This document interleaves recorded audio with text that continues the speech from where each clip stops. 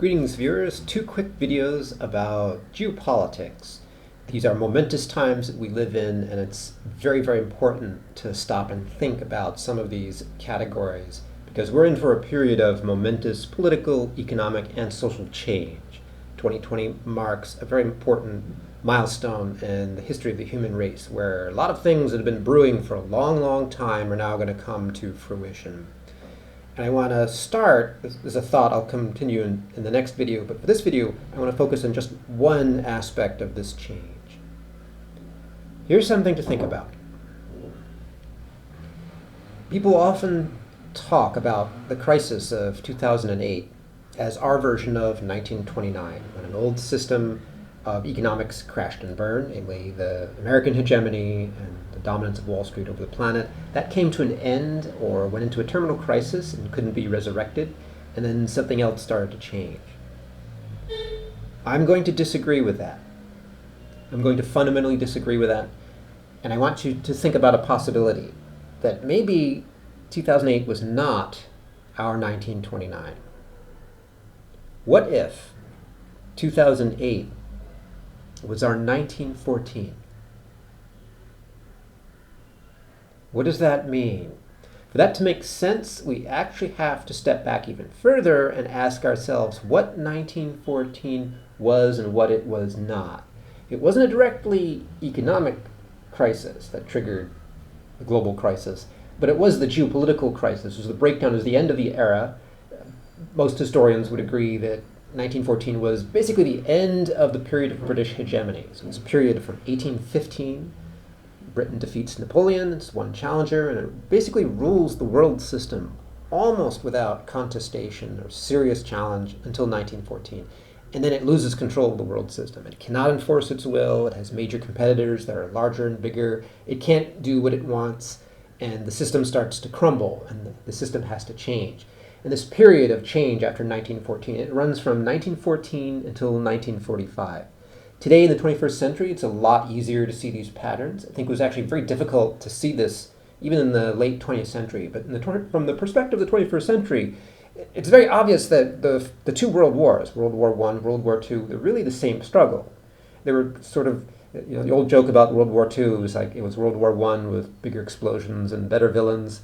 There's something to that. They actually are connected. They were both fights over hegemony, and there were a new group of challengers that wanted to take control of the world system, and Britain was fighting to retain its position. And out of that comes, of course, in 1945, the American Colossus. The United States becomes the dominant. The Soviet Union is there as sort of a secondary challenger, and it's allowed to rule over parts of West Asia and Eastern Europe for a while, but it's never a global challenger in that sense. The United States and the US dollar and US business and culture, that's the dominant power that emerges in 1945. So what's the relevance to this today? So when I say that 2008 was sort of our version of 1914, the beginning of this hegemonic shift, there are two misinterpretations that I want to forestall right off the bat. Number one is the notion that, oh, well, we're in a period of warfare, because when a past crisis broke out, there'd be global war. But we're not in a global war, so that means we're not in a crisis? No, we are in a crisis. It's just that where 1914, 1945 had global war, we have something called climate catastrophe, which is even more destructive than a global war because we're actually waging war on the ecosystem, and if we don't change course dramatically over the next 10 years, we will not have a planet. So there's a direct sort of equivalent there. The second change, of course, is 1914, 1945, that was a fight over hegemony, over who was going to run the world system. Was it going to be the Axis or the Allies? Allies win, set the rules for the next umpteen years, and that's the world that we live in today. That's not a history that's going to repeat itself for a simple reason that we don't live in colonial empires. 1914, the world was 90% colonial empires.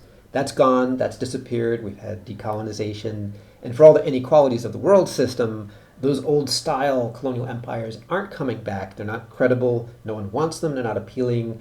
There are other forms of violence that we need to worry about, but not those forms of violence.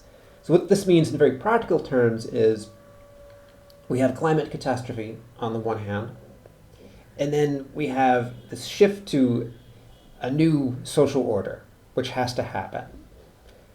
but it's not going to take the form of a hegemonic shift.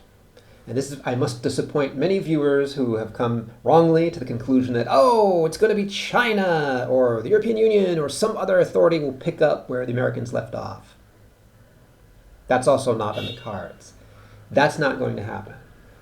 What is going to happen, and there are a bunch of reasons for this, which I'll explain in the next video, it's not just a transition towards a multipolar world. What's happening now is a fundamental transition away from any kind of autocracy, societies that are locked down by capitalism, towards some post-capitalist democratic alternative. This is a project that I like to call the democracy of the 8 billion. We live in a system of plutocracy. So 2,000 billionaires, they own and operate the world system, regardless of their nationality.